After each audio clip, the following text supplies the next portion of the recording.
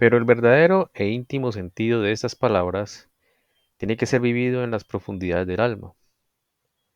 Es preciso encontrar a Dios dentro de uno mismo, y entonces aparece como el esplendor primordial que emite sus innumerables rayos, no perceptibles por los sentidos, sino globalmente por el pensamiento. Así se expresa Filón en Timeo. Platón se expresa en términos casi idénticos a los de la Biblia. Entonces, cuando el Padre, que había engendrado el universo, vio que éste se animaba y movía como una imagen de los dioses eternos, sintió placer en ello. En la Biblia leemos, vio Dios todo cuanto había hecho, y he aquí que todo estaba muy bien. Tanto para Filón como para Platón, como para la sabiduría iniciática de los misterios, reconocer lo divino quería decir sentir el devenir de la creación como el propio destino anímico. De este modo, la historia de la creación y la historia del alma, que está divinizándose, confluyen en una sola cosa. Filón está convencido de que el relato de la creación de Moisés puede servir para descubrir la historia del alma que busca a Dios. Por ello, todo en la Biblia adquiere una profunda significación simbólica. Filón se constituye en intérprete de este sentido simbólico. Él lee la Biblia como una historia del alma.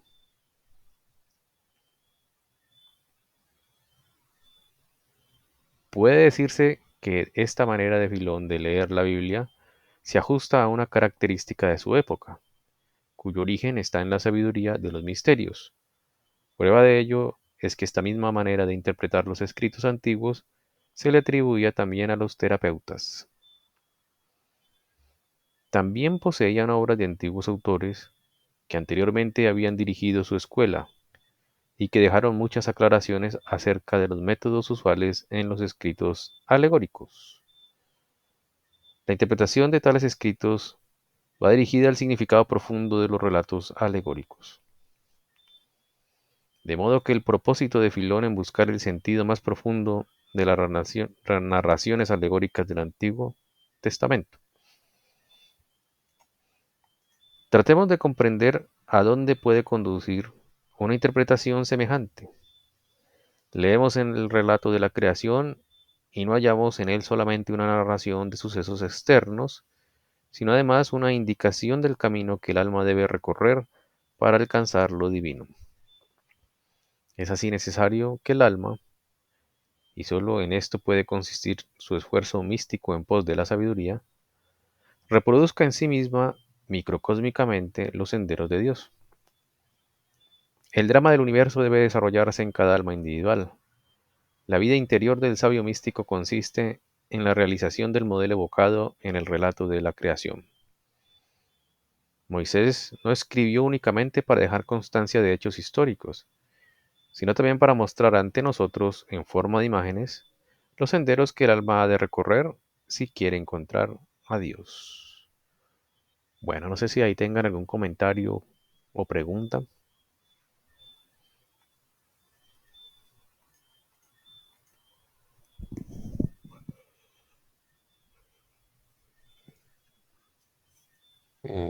Hola, sí, pues no sé, pues la última parte, cuando hablaste de Moisés, eh, o sea, el relato del Éxodo es, pues uno, uno creería que es como literal, pero entonces significa otra cosa.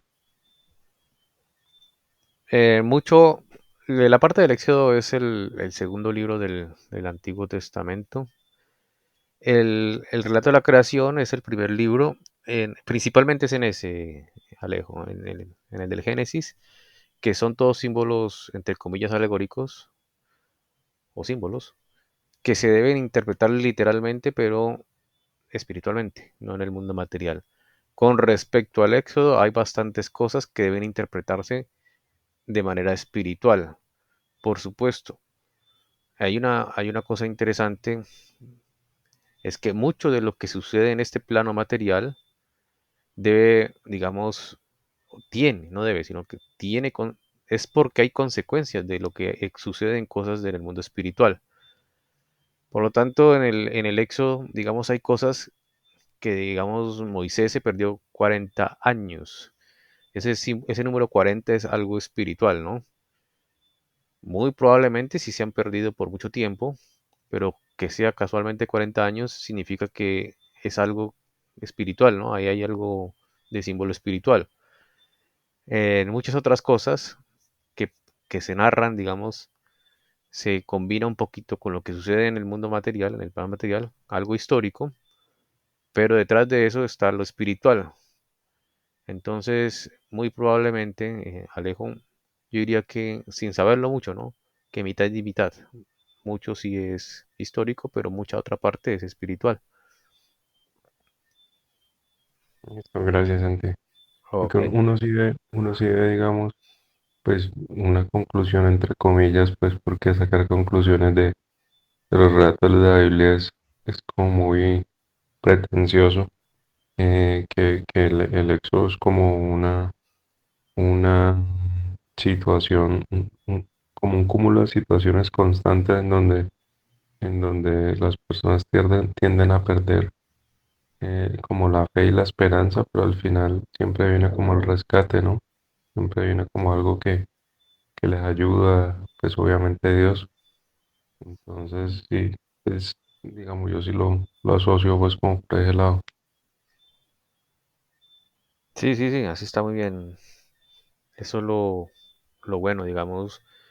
Normalmente, incluso lo dijo Steiner aquí y lo ha dicho algunas veces.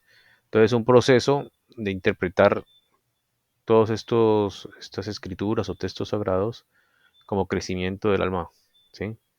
Para un encuentro del espíritu. Entonces, todo eso que dices hace parte de ese proceso, de todas las vicisitudes que tiene que pasar el alma para poder llegar a ser lo que debe ser. Así es.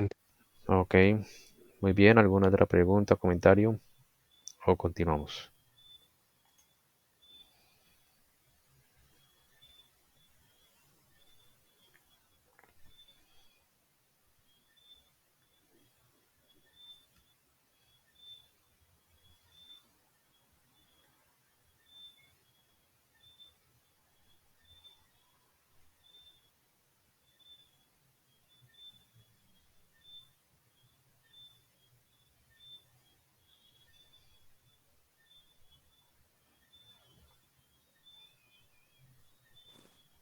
Sigamos, Santi.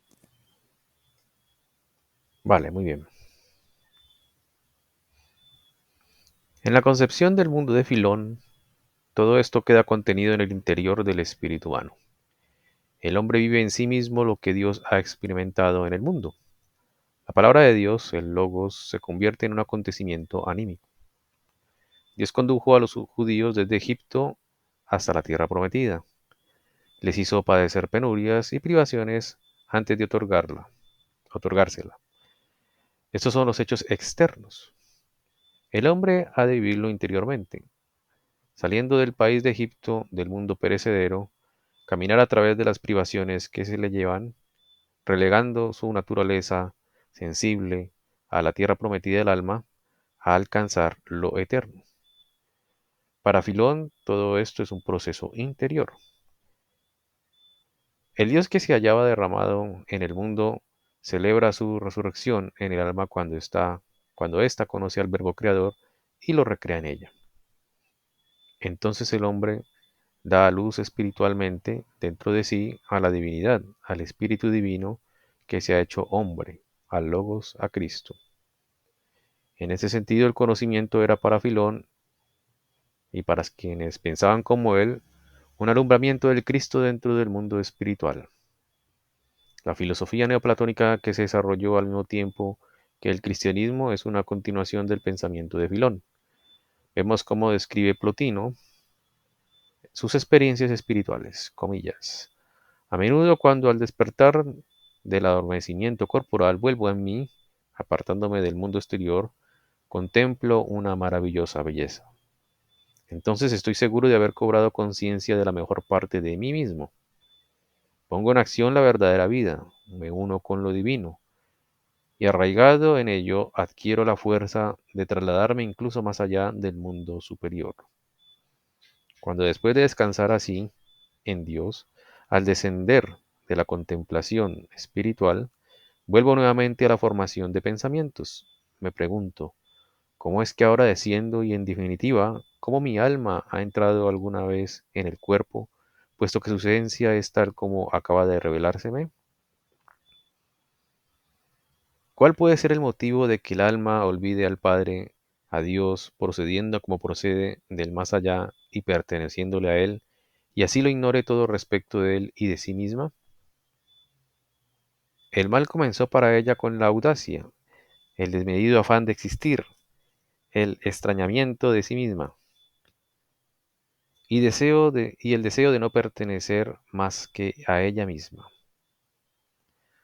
Ansiando su propia glorificación, las almas se movieron a su gusto y así se extraviaron, y con ello perdieron la conciencia de su procedencia del más allá, como niños que habiendo sido separados demasiado pronto de sus padres y educados lejos, no saben quiénes son ellos mismos ni quiénes son sus padres. Plotino expone el género de vida que el alma debe por perseguir, comillas, que la vida del cuerpo y sus anhelos se apacigüen y ella así, tranquila, contemple con absoluto reposo cuanto le rodea, la tierra, el mar, el aire y el cielo mismo. Debe aprender a darse cuenta de cómo el alma se vierte desde fuera en el tranquilo cosmos, cómo le inunda, le asalta por todos los lados para que sus rayos penetren en él. Al igual que los rayos del sol, que tornan dorada la oscura nube que ilumina, así el alma, penetrado en el cosmos que el cielo circunda, le ofrece vida e inmortalidad. Cierra comillas. Es evidente que esta concepción del mundo ofrece una profunda semejanza con el cristianismo.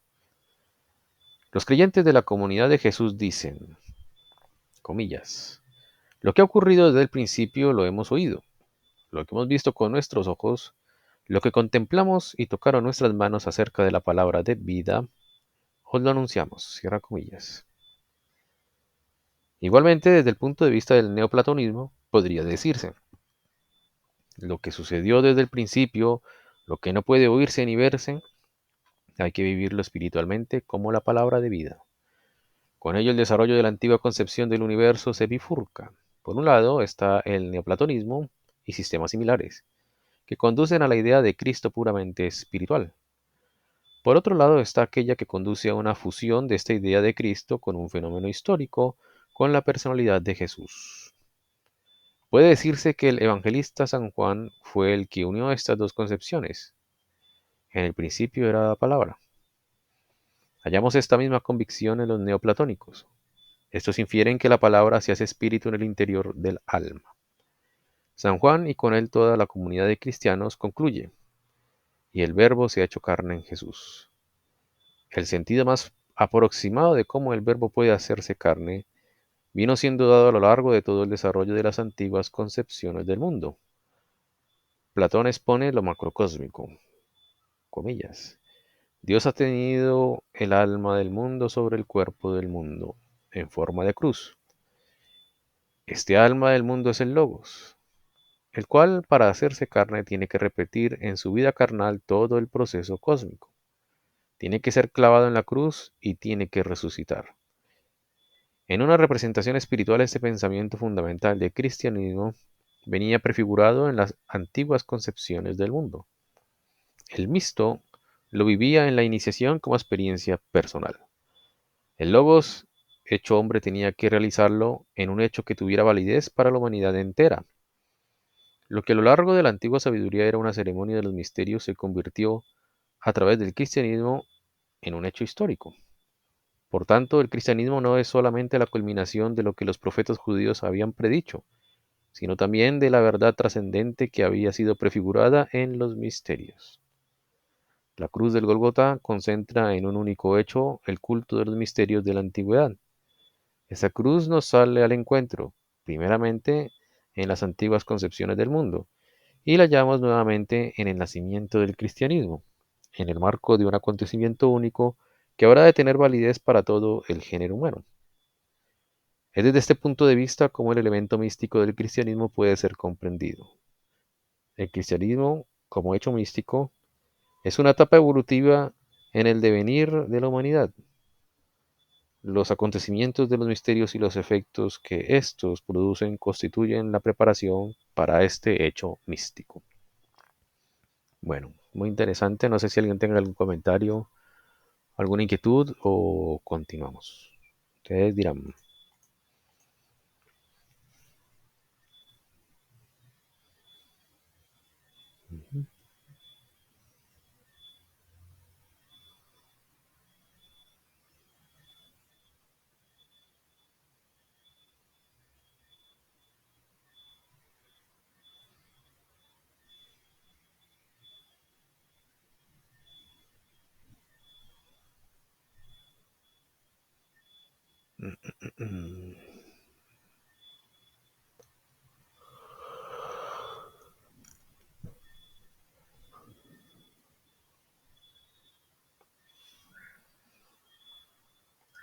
Bueno, va a continuar entonces.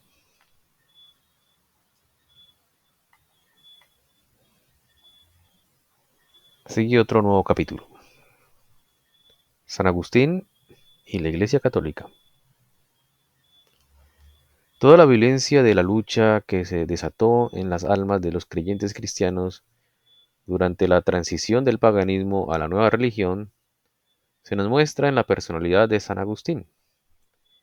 Entrevemos los conflictos espirituales en almas como las de Orígenes, Clemente de Alejandría, Gregorio Nacianceno, San Jerónimo y otros tantos, cuando observamos cómo tales luchas vinieron a apaciguarse en el espíritu de San Agustín. San Agustín es una personalidad cuyas profundas necesidades espirituales brotan de una naturaleza apasionada. Recorre un camino que atraviesa las concepciones paganas y semicristianas. Sufre profundamente las más tremendas dudas que puede asaltar al hombre cuando éste experimenta la impotencia de tantos pensamientos ante los asuntos espirituales y ha saboreado la deprimente sensación derivada de la pregunta: ¿el hombre puede llegar a saber alguna cosa? En los comienzos de su búsqueda, los pensamientos de San Agustín estaban apegados al mundo físico perecedero. Solo podía representarse lo divino mediante imágenes nacidas de los sentidos. Cuando se elevó por encima de este plano, sintió algo parecido a una liberación. Así lo expresa en sus confesiones. Comillas. Y porque cuando yo quería pensar en mi Dios, no sabía imaginar sino masas corpóreas, pues no me parecía que pudiera existir lo que no fuese tal. De ahí la causa principal y casi única de mi inevitable error. Cierra comillas. De este modo, San Agustín indica el punto a que debe llegar todo hombre que busque la verdadera vida del espíritu. Hay pensadores, y no pocos, que sostienen que es imposible llegar a pensar puro, libre de toda materialidad. Tales pensadores confunden lo que creen que deben decir acerca de su propia vida anímica con lo humanamente posible. La verdad es, por el contrario, que sólo puede llegarse al conocimiento superior cuando el pensamiento se ha liberado de toda materialidad, cuando se ha desarrollado una vida anímica tal que en ella no cesan las representaciones en el momento en que cesan las manifestaciones de las impresiones sensoriales. San Agustín relata cómo alcanzó la visión espiritual. Preguntó por todas partes: ¿dónde está lo divino? Comillas.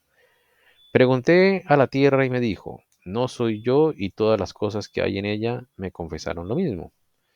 Pregunté al mar y a los abismos y a los seres vivos que esconden, y me respondieron: no somos tu Dios, búscale por encima de nosotros. Interrogué a los vientos y me contestó la atmósfera entera con sus moradores: los filósofos que han buscado en nosotros la esencia de las cosas se equivocaron, no somos tu Dios.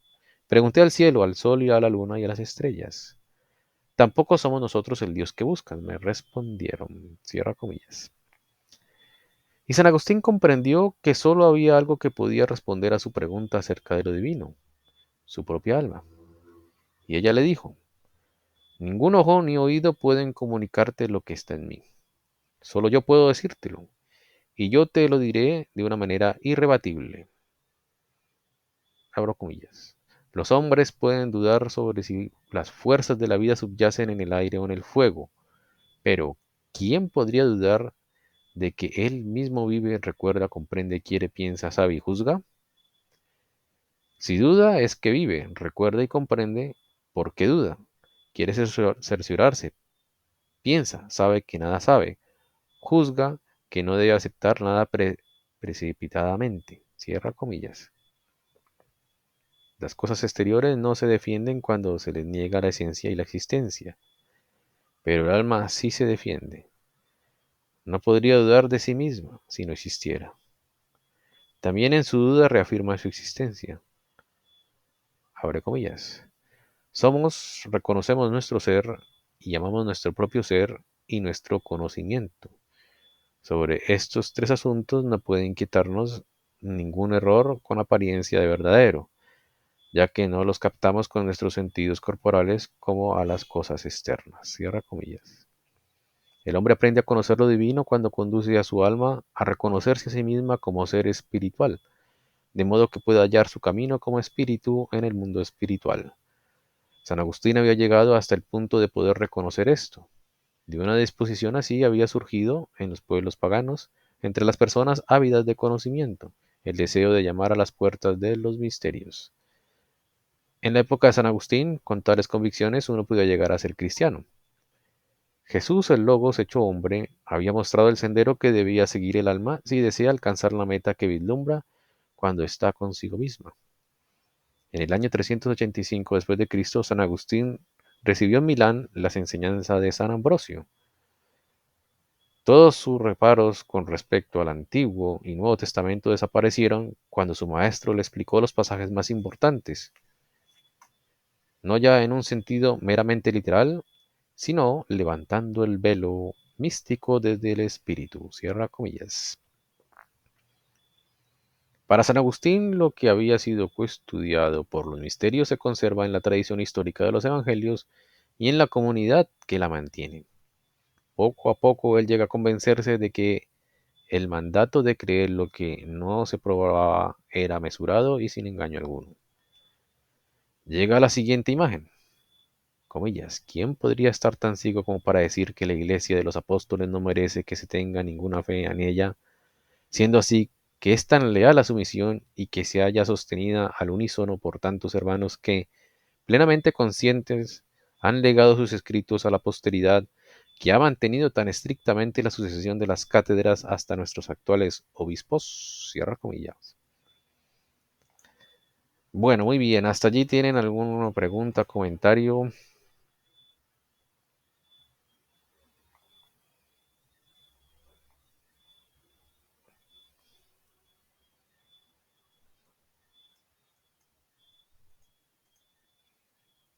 ¿Todo está claro?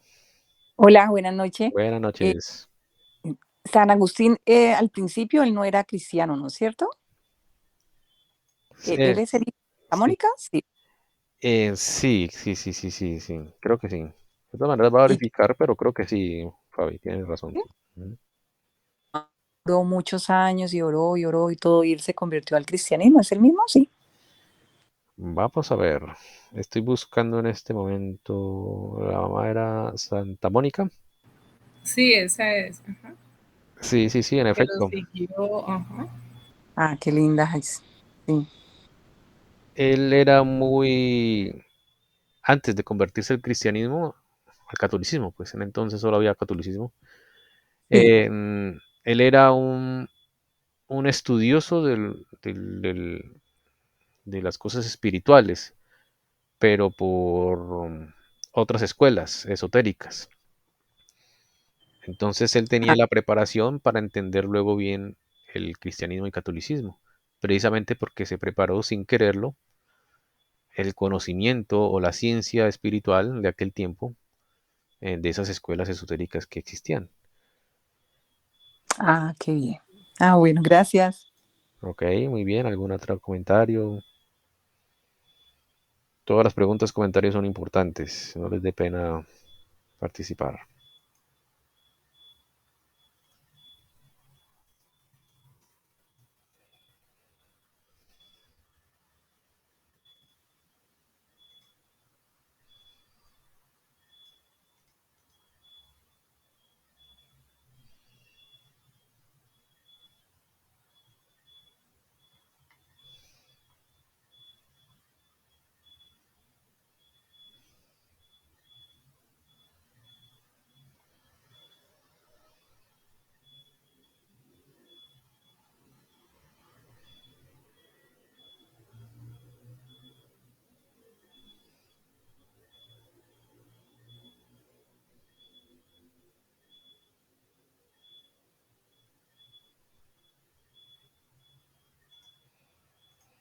Bueno, entonces voy a continuar.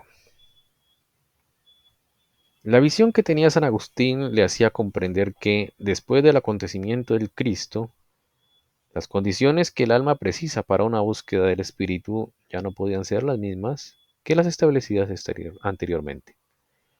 Para él era indiscutible que en Cristo Jesús se había revelado ante el mundo exterior histórico aquello que al adepto había buscado a través de su preparación en los misterios. Una de sus más significativas afirmaciones es la siguiente, comillas, lo que actualmente es llamado religión cristiana existía ya entre los antiguos y no estaba ausente en los comienzos del género humano. En el momento en que el Cristo se hizo carne, la verdadera religión que ya existía recibió el nombre de cristiana, cierra comillas. Una concepción de esta índole podía discurrir por dos caminos. Uno consiste en deducir que si el alma desarrolla dentro de sí aquellas fuerzas que la conducen al conocimiento de su ser verdadero, con solo avanzar lo suficiente por esa vía, llegará también al conocimiento de Cristo y de todo lo que se relaciona con él. Esto habría significado un conocimiento de los misterios enriquecido por el acontecimiento de Cristo. El otro camino es el que de hecho escogió San Agustín y por el cual vino a convertirse en el gran modelo de sus sucesores. Consiste en detener en un determinado momento el desarrollo de las fuerzas propias del alma y tomar de las sagradas escrituras y de las tradiciones orales todo lo concerniente al acontecimiento del Cristo. San Agustín rechazó el primer camino por tener su origen en el orgullo del alma, mientras que el segundo brota de una justa humildad. Y por esto dice a los que quieren tomar el primer camino, comillas, podrías encontrar la paz en la verdad, pero para eso es necesaria la humildad, que sienta tan mal a vuestra rígida cerviz. Cierra comillas. En cambio, sentía una ilimitada felicidad interior ante el hecho de que desde que Cristo se hizo presente en la carne, pudiera decirse, toda alma puede llegar a la vivencia del espiritual a condición de que en su búsqueda interior avance lo más posible y entonces, para llegar a lo más alto, tenga confianza en lo que las tradiciones escritas y orales de la Iglesia cristiana dicen acerca de Cristo y de su revelación. Sobre todo esto, San Agustín dice así, comillas, qué felicidad, qué duradero disfrute del más alto y verdadero bien se nos ofrece, qué alegría, qué hálito de eternidad. ¿Cómo puedo expresarlo? Esto lo han dicho en la medida en que es posible aquellas almas grandes e incomparables de quienes sabemos que han contemplado lo divino y siguen contemplándolo. Alcanzamos un punto en el que nos damos cuenta de cuán verdadero es aquello en lo que nos ha ordenado creer y cuán saludablemente hemos sido educados por nuestra madre, la Iglesia, y qué beneficios derivan de la leche que el apóstol San Pablo ha dado a beber a los pequeñuelos. Cierra comillas. En cuanto al otro camino, el conocimiento de los misterios enriquecido por el acontecimiento de Cristo, su desarrollo queda fuera del marco de este libro. Una descripción de esto podría encontrarse en mi libro La ciencia oculta. Mientras que en los tiempos precristianos el hombre que aspiraba a hallar los fundamentos espirituales de la existencia tenía que orientarse hacia la vía de los misterios, San Agustín pudo también decir a aquellas almas que no podían hallar tal camino dentro de sí. Avanzad por el sendero del conocimiento lo más que os permita vuestras propias fuerzas humanas. A partir de ahí serán la confianza, la fe, las que os conducirán a las regiones espirituales superiores. Ya no hacía falta más que dar un paso para decir, es conforme a la naturaleza del alma humana no poder alcanzar por sus solas fuerzas más que hasta cierto grado de conocimiento. Para avanzar más allá era indispensable la confianza, la fe en la tradición cristiana oral y escrita. Ese paso fue dado por la corriente espiritual que asignó al conocimiento natural de un determinado ámbito, por encima del cual el alma no podría elevarse por su propio esfuerzo. Esa corriente consideraba todo cuanto se encontraba más allá de dicho ámbito, materia de fe, que debía apoyarse sobre la tradición escrita y oral y sobre la confianza en sus portadores. Santo Tomás de Aquino, 1222 a 1274, el más grande de los doctores de la Iglesia, ha expresado esta doctrina en sus escritos de las más diversas formas. El conocimiento humano puede llegar hasta el punto alcanzado por San Agustín.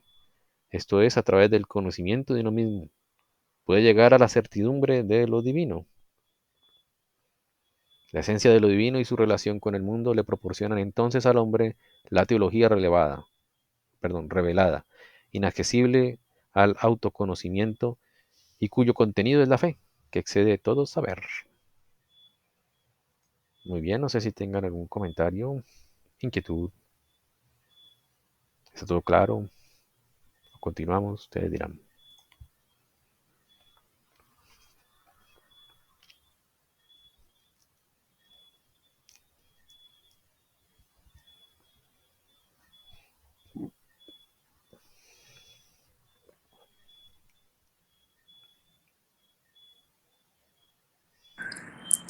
Este Santo Tomás que hablan allí no es el mismo, el discípulo de Jesucristo, ¿cierto que no? No, porque como en el 200 y pico. Santo Tomás, sí, ese es otro. Ah, El otro es el apóstol Tomás, el incrédulo. era, pues, sí, Santo Tomás. Sí, Ujú. ese es el incrédulo, el que era compañero de Cristo, el apóstol. Sí, que tuvo que meter el dedo, En la ajá, llaga, exactamente. Este creo que es un padre de la Iglesia Católica, uno de los más grandes, ¿no? Junto con Santa Teresa y Santa Teresita de Ávila, ¿no? uy, Y San Juan de la Cruz. Son uno de los principales doctores de la Iglesia Católica ajá, y son nombrados doctores porque habían llegado a una revelación de las cosas espirituales muy elevadas.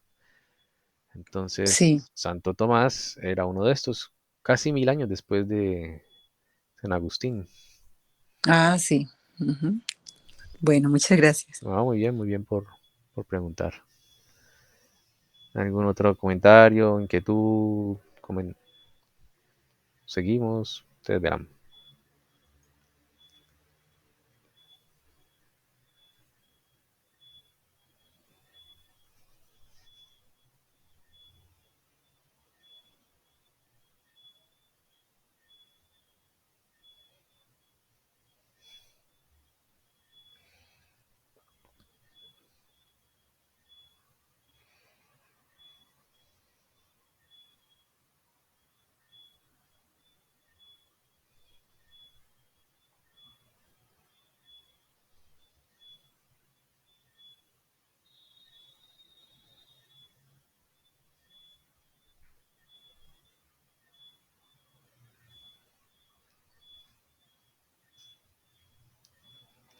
Bueno, voy a continuar.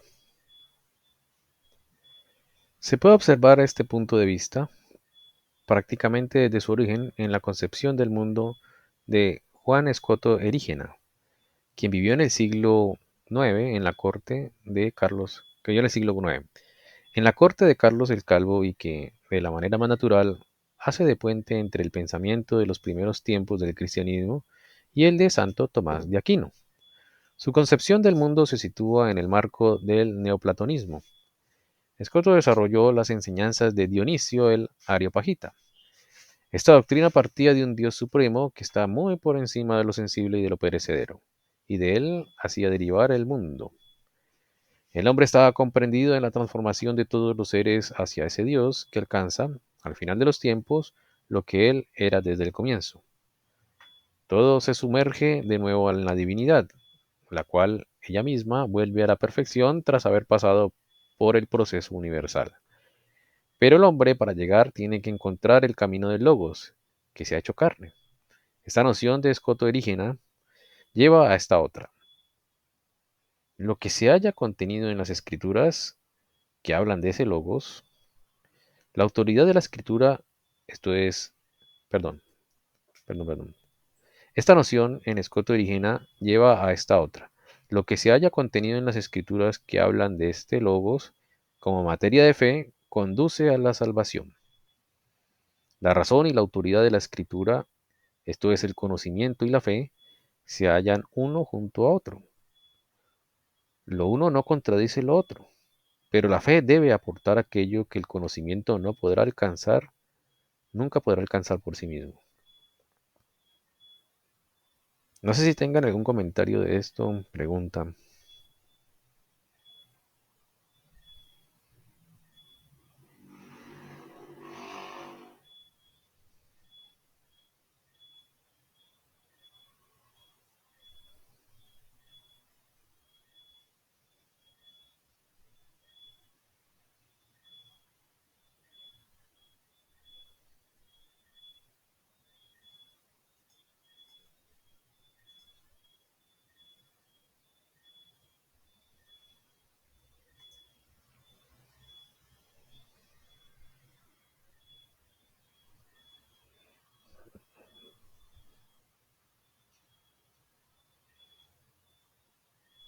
Bueno, voy a continuar. Conforme a esta manera de pensar, el conocimiento de lo eterno de los antiguos misterios había negado a la masa. Debido a la mentalidad cristiana, se había convertido en materia de fe, en algo que por su misma naturaleza fue calificado como inasequible para el mero conocimiento. El misto precristiano tenía la evidencia. De esas observaciones sobre las fuentes de San Lucas y otras similares, no debe, sin embargo, deducirse que el autor menosprecia la investigación histórica pura. Esta tiene su plena justificación propia. Por supuesto, si bien no deberá adoptar una actitud intolerante con respecto a aquellos métodos que corresponden a un enfoque espiritual. En esta obra no se ha pretendido un constante apoyarse en citas en cada momento. Ello no obstante, todo el que quiera podrá comprobar que un juicio independiente universal acerca de todo lo que aquí se dice no se encontrará en contradicción alguna con los resultados positivos de la investigación histórica. En cambio, toda crítica que no esté dispuesta a ser omnilateral en su criterio, sino que forme tal o cual teoría como algo ya establecido con certeza absoluta, estimará que las afirmaciones del presente libro no se sostienen desde el punto de vista científico y que carecen de fundamento objetivo.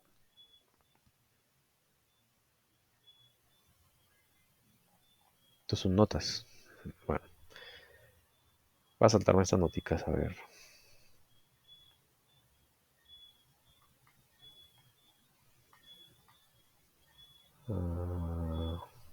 Ya acabó. Bueno, no sé si tengan algún comentario, pregunta, inquietud. Aquí ya acabamos el ciclo de conferencias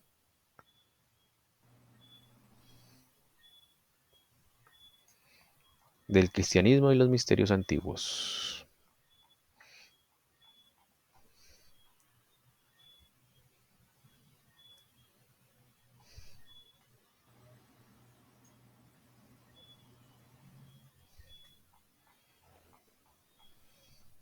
Hola. Dime. Hola. Santi, me pareció importante como el penúltimo párrafo que leímos. Sí. No sé, entendí que el logos lleva a la salvación, creo que es que dice, ¿no? Y el conocimiento y la fe van de la mano, pero el conocimiento por sí solo no puede llegar a la verdad, sino que ya sería mediante la fe. Algo así es que, no sé si Sí. puedes explicar un poquito de... No, tú lo has dicho muy bien. Así es lo que dice Steiner. El problema es, creo, ¿no? El problema es interpretar la palabra fe, ¿no? Porque el conocimiento, creo que Steiner ahí mismo lo dice, vamos a ver si por aquí está. El conocimiento, aquí dice, la razón y la autoridad de la escritura, esto es el conocimiento. Ahí lo dice. Pero la fe, esa sí no dice qué exactamente es. Entonces, la fe debe ser algo que esté por encima de lo que los sentidos materiales pueden percibir.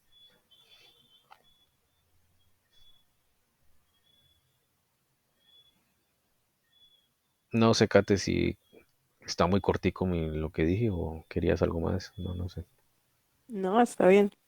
Pero entonces eso quiere decir que mediante la razón nunca vamos a llegar a como a la salvación, al conocimiento de la verdad, ¿no? Espiritualmente. Más o menos es eso. Más o menos es eso. No, no, el conocimiento no es suficiente. Es el camino, digámoslo así. Y es necesario. Incluso en esta época es muy necesario. Pero el conocimiento así, sin la fe, da a muchos errores, a muchas guerras santas, a 10.000 sectas protestantes, a un catolicismo poco teológico, más emotivo que espiritual realmente. Y ese es el problema, Kate. El conocimiento no es suficiente.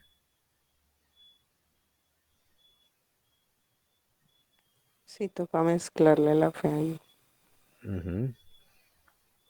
¿Por qué hay tantas, Está- sí, ok, Kate, ¿por qué hay tantas denominaciones cristianas?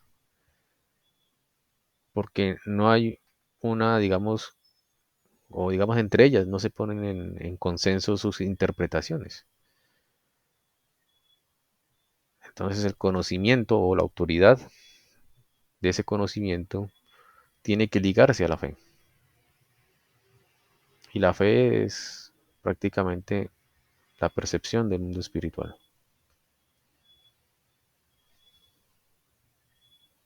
Allí ya no hay tanta duda.